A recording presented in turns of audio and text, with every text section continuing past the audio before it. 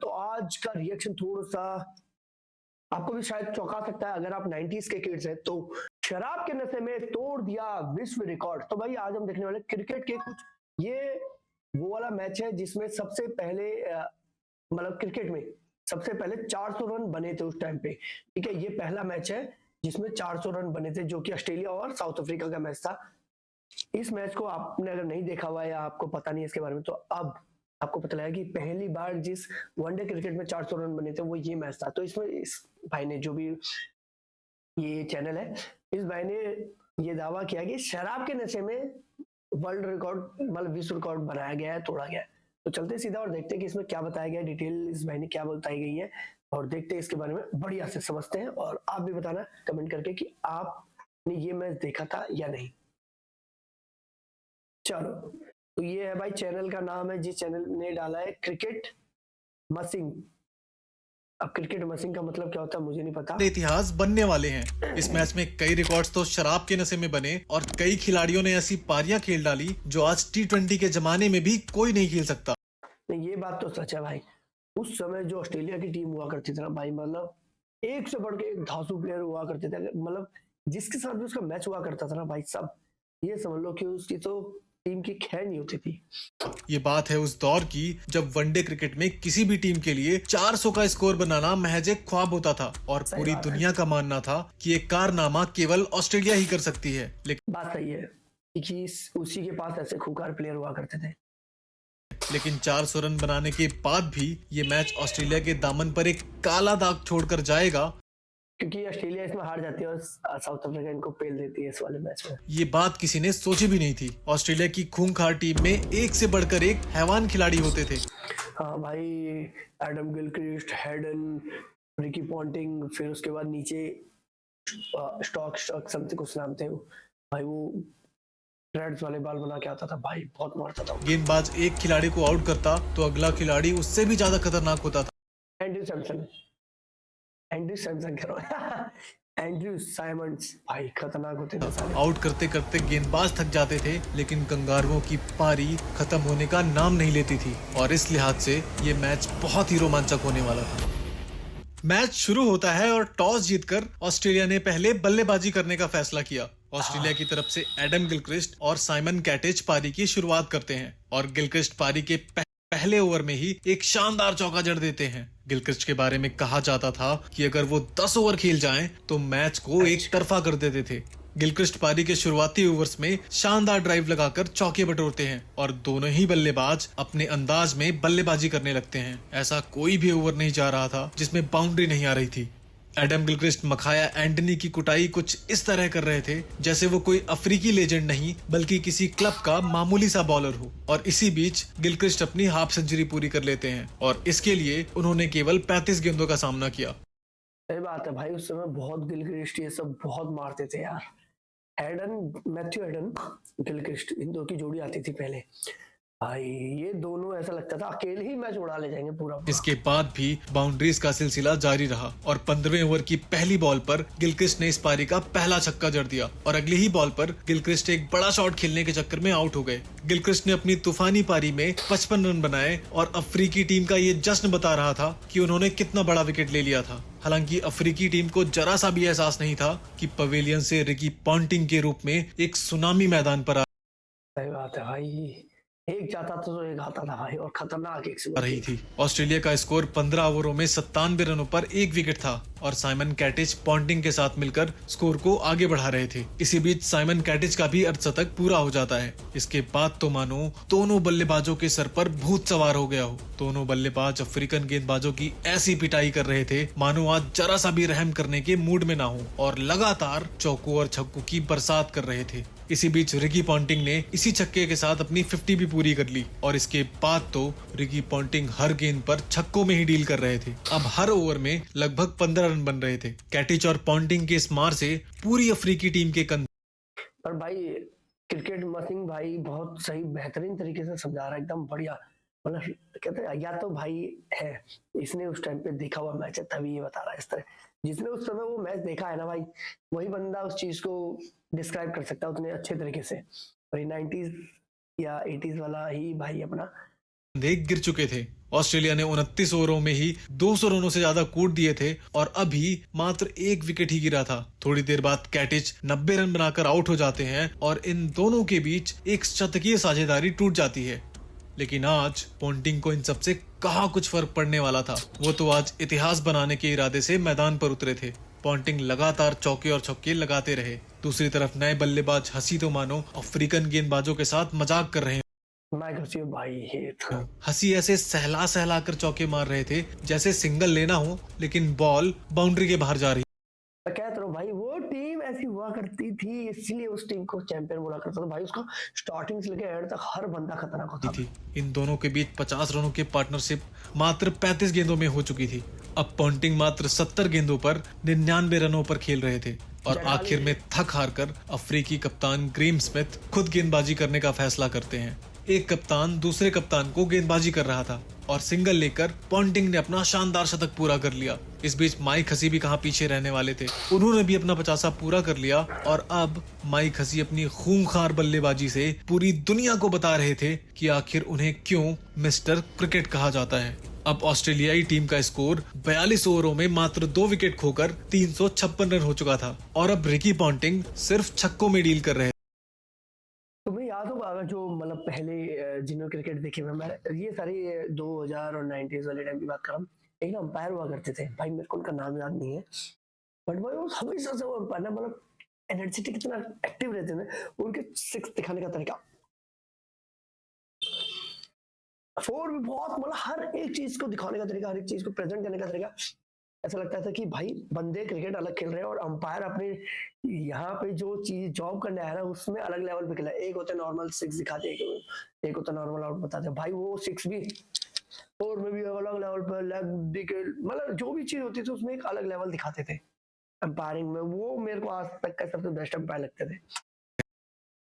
अगर आपको उनका नाम पता है तो कमेंट करके बताओ कि उनका नाम क्या है। रिकी पोंटिंग इतनी आसानी से छक्के मार रहे थे जिसे देखकर ऐसा लग रहा था मानो रिकी पोंटिंग के बल्लों में कोई स्प्रिंग लगी हो। वहीं दूसरी तरफ माइक इस वाले मैच में आया था या वर्ल्ड इंडिया के जो 2003 का वर्ल्ड कप था उसमें आया था कि उसमें ऐसा बोला गया था कि जो ऑस्ट्रेलिया की टीम है वो अपने बैट्स में स्प्रिंग लगा के खेल रही थी, ऐसा भी बताया गया था। 46वें ओवर में 51 गेंदों पर 81 रन बनाकर आउट हो जाते हैं। हालांकि हसी अपना काम या फिर यूं कहें कि कांड कर चुके थे। टीम का स्कोर 376 रन था और पोंटिंग अभी भी छक्कों में ही डील कर रहे थे। देखते ही देखते पोंटिंग ने अपना 150 रन पूरा कर लिया, लेकिन अब इस इनिंग के मात्र 3 ओवर ही बचे थे और अब यहाँ से ऑस्ट्रेलिया टीम कितने ही रन बना सकती थी। लेकिन उसके बाद जो हुआ उसने पूरे क्रिकेट जगत को हिला के रख दिया। रिकी पोंटिंग ने अफ्रीकन गेंदबाजों को मौत का मंजर दिखा दिया। साइमंड्स के इसी छक्के के साथ ऑस्ट्रेलिया का स्कोर 400 रनों के पार पहुंच जाता है। आज मौत का मंजर दिखा दिया सही में भाई। टोटल 400 विकेट हुए, 3 ओवर हुए 47, बैट्समैन 160, बैट्समैन 10।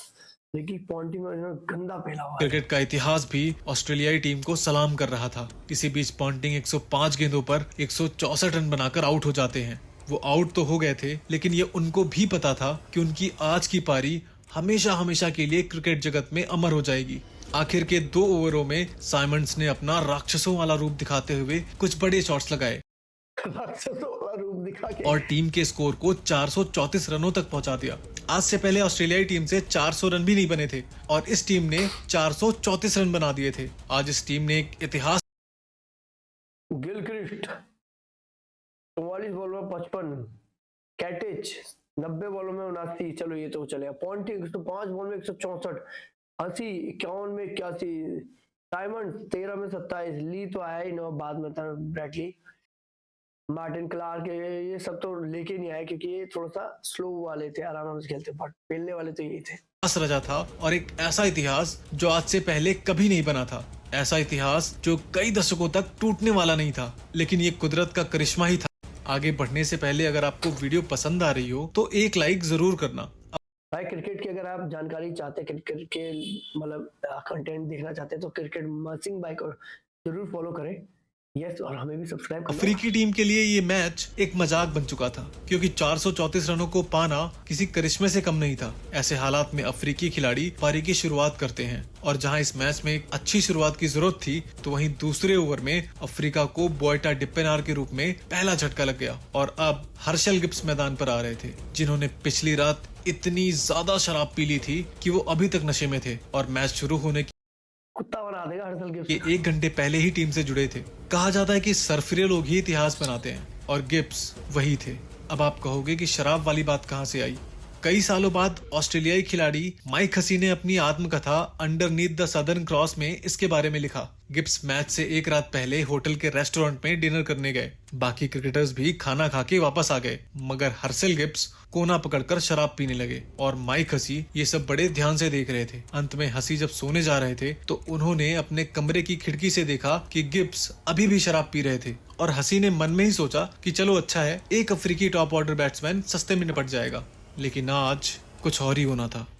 हर्षल गिब्स अफ्रीकी टीम के कप्तान ग्रीम स्मिथ के साथ मिलकर पारी को आगे बढ़ाते हैं। दोनों ही बल्लेबाजों का एक ही टारगेट था। टारगेट तो हासिल होने से रहा, लेकिन हर गेंद को बाउंड्री के पार जरूर पहुंचाना है। और देखते ही देखते दोनों के बीच 50 रनों की पार्टनरशिप हो जाती है। साउथ अफ्रीकी टीम के खिलाड़ी और फैंस बस एंजॉय कर रहे थे, क्योंकि टारगेट तो बहुत बड़ा था, और इसलिए ये दोनों खिलाड़ी अपनी पारी का बखूबी आनंद ले रहे थे।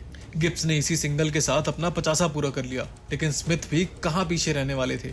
उन्होंने भी इस चौके के साथ अपने 50 रन पूरे कर लिए, और इन दोनों के बीच एक शतकीय साझेदारी हो चुकी थी। टीम का स्कोर 16 ओवरों में मात्र 1 विकेट पर 116 रन था, और उसके बाद ग्रीम स्मिथ की आंधी देखने को मिलती है। स्मिथ ने लगातार चौकों और छक्कों की बरसात कर दी। दूसरे छोर पर हर्षल गिब्स भी शॉट्स पे शॉट्स लगाए जा रहे थे, लेकिन उसी दौरान अफ्रीकी कप्तान ग्रीम स्मिथ 55 गेंदों पर 90 रनों की धुआंधार पारी खेलकर आउट हो जाते हैं। टीम का स्कोर 22 ओवरों में 2 विकेट पर 190 रन होता है, और एक कप्तान की ऐसी बहादुर पारी देखकर बाकी खिलाड़ियों में भी कुछ कर गुजरने की उम्मीद जग जाती है। लेकिन अभी भी मंजिल कोसों दूर थी, और शराब के नशे में धुत गिलक्रिस्ट ऑस्ट्रेलिया का ना वो भी था, विकेट कीपर भी था, फिर बाद में क्लार्क बना था। खिलाड़ी अभी भी मैदान में छक्कों की बरसात कर रहा था, और अब उसका नशा सर चढ़कर बोल रहा था। अब हर्षल गिब्स 78 गेंदों पर 97 रनों तक पहुंच गए थे, और इस शानदार चौके के साथ गिब्स ने एक शानदार शतक लगा दिया। अब गिब्स अपने आपे से बाहर हो चुके थे, और गेंदबाजों के साथ खिलवाड़ कर रहे थे। जिन ऑस्ट्रेलियाई बल्लेबाजों ने अफ्रीकी गेंदबाजों का जनाजा निकाला था और उनको मौत का मंजर दिखाया था, अब हर्षल गिब्स उनके ही गेंदबाजों की कब्र खोद रहे थे। नए बैट्समैन डिविलियर्स ने भी कुछ शानदार छक्के लगाए, लेकिन वो मात्र 14 रन बनाकर आउट हो जाते हैं।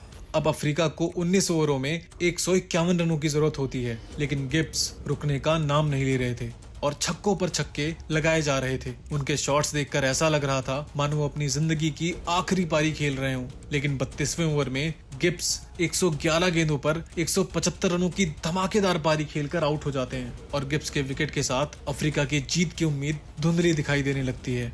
ये स्कोर तो मुश्किल था, लेकिन नामुमकिन नहीं था, और गिब्स ने एक दिल दहला देने वाली पारी खेली थी। अब इसके बाद जैक कैलिस मैदान पर आते हैं और कुछ शानदार शॉट्स लगाकर साउथ अफ्रीका की जीत की उम्मीद बढ़ाते हैं, लेकिन थोड़ी देर बाद ही मात्र 20 रन बनाकर आउट हो जाते हैं। और अब एक वक्त पर साउथ अफ्रीकी टीम को 50 गेंदों पर 87 रनों की जरूरत होती है, और जस्टिन केम्प एक छक्का लगाकर अगली ही गेंद पर आउट हो जाते हैं। मार्क बाउचर और वांडर वॉथ क्रीज पर होते हैं, और दोनों ने ही बहुत ही शानदार खेल दिखाया, और लगातार चौके और छक्के लगाकर ऑस्ट्रेलियाई गेंदबाजों को दौड़ाते रहे। दोनों ही बल्लेबाजों ने कंगारू गेंदबाजों को दिन में तारे दिखा दिए।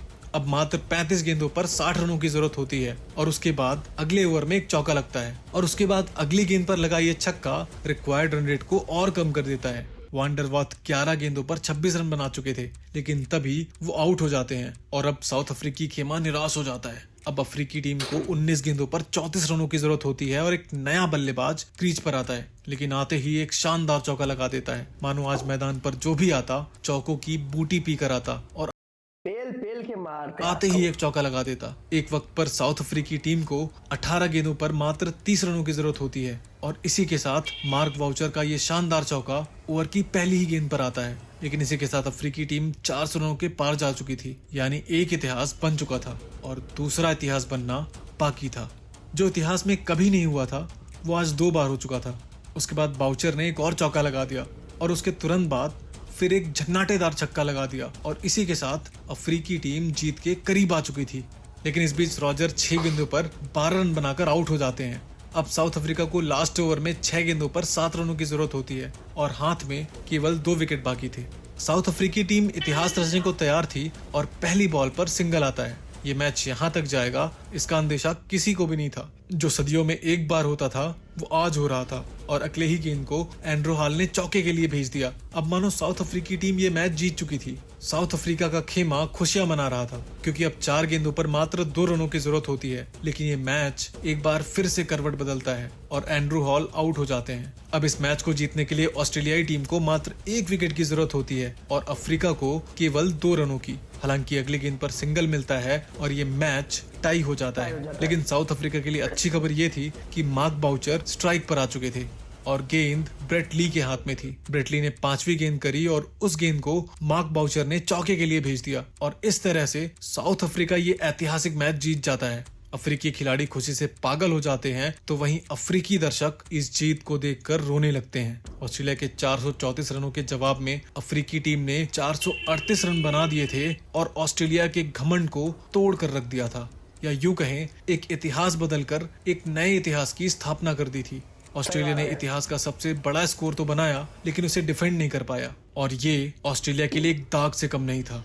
दोस्तों, इस मैच में अफ्रीकी टीम की इस जीत को आप 10 में से कितने अंक देना चाहेंगे? कमेंट करके जरूर बताएं। अगर वीडियो पसंद आई हो तो लाइक करके। भाई साहब ये तो कतई जहर वाली बात हुई थी उस टाइम पे कि भाई 450 मतलब 450 रन बनाने के बाद हार जाती है ऑस्ट्रेलिया की टीम। भाई उसमें बहुत ज्यादा क्रिटिसाइज हुई थी। पर एक चीज हुई थी कि 400 रन किसी टीम ने पार किए थे, वो सबसे बड़ी बात थी कि और वो दोनों पारियों में हुआ था। ऐसा वर्ल्ड रिकॉर्ड बना था कि दोनों पारी। फिर उसके बाद तो बहुत लोगों ने बनाया था, इंडिया ने बनाया था और लोगों ने भी बनाए थे। फिर तो इजी होने लग गया था, लोग बनाने लगे थे बहुत जल्दी जल्दी। 200 रन तो 400 रन तो ऐसे पार कर देते थे। सिंगल प्लेयर 200 रन मार रहा था एक एक वनडे में। ठीक है, सचिन तेंदुलकर ने सबसे पहले मारे। सचिन ने मारे सबसे पहले? हमारे ये भी कमेंट करके बताना कि सचिन तेंदुलकर ने सबसे पहले रन मारा है 200 या किसने मारा है, मतलब वनडे में। हाँ, टेस्ट में मत बोलना, टेस्ट में तो सबको पता ही है वीरेंद्र सहवाग है। यस, सो चलिए दोस्तों, कैसा लगा आपको ये? और क्या आपको पता था कि हर्षल गिब्स ने दारू पीने के बाद अगले दिन ये मैच खेला था? अगर नहीं पता था तो मतलब अगर पता था तो कमेंट करके बताना और बताना कि क्या हम ऐसे और मजेदार वीडियोस बनाएं या यहीं पर रुक जाए। चलिए मिलते हैं आपसे जल्दी, तब तक के लिए चैनल को सब्सक्राइब कर लीजिए। बाय बाय, जय हिंद।